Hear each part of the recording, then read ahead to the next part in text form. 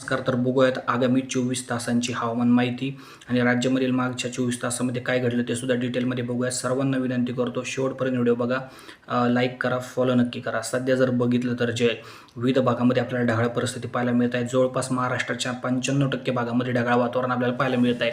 त्यातच जर बघितलं तर जे आपल्याला एक सायक्लोनिक सर्क्युलेशन पाहायला मिळत आहे मध्य प्रदेश आणि बिहारच्या दरम्यान. त्यातच जर बघितलं तर एक कमी दाबाचं चक्रीय क्षेत्र म्हणजे लो प्रेशर एरिया बंगालच्या उपसागरामध्ये पश्चिम बंगालच्या दरम्यान तयार झालेला आहे. त्यामुळे सुद्धा जे वातावरणावर परिणाम होत आहे.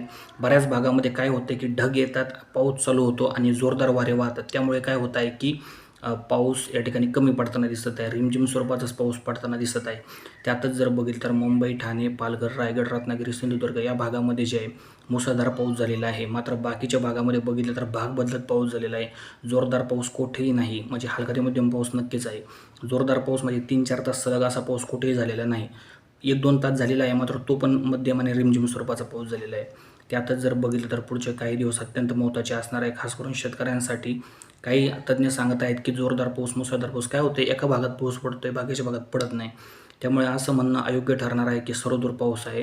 हा पाऊस फक्त काही एरियापुरताच मर्यादित आहे. सर्वांनी लक्षात ठेवा, मान्सून अजूनही एक कमजोर पाहायला मिळत आहे. सर्वदूर मान्सून आणि एक सलग पाऊस सध्या पडताना दिसत नाही. कोकणात अतिधुंद पाऊस झालेला आहे, जोरदार पाऊस झालेला आहे. मुंबईमध्ये अतिवृष्टी झालेली आहे. मात्र बाकीच्या जिल्ह्यांमध्ये जे खूप कमी पाऊस आहे. अहिल्यानगर, बीड, जालना, धाराशिव या भागामध्ये सुद्धा या ठिकाणी खूप कमी पाऊस आहे. काही भागात झाला आहे, मात्र काही भागात खूप कमी आहे.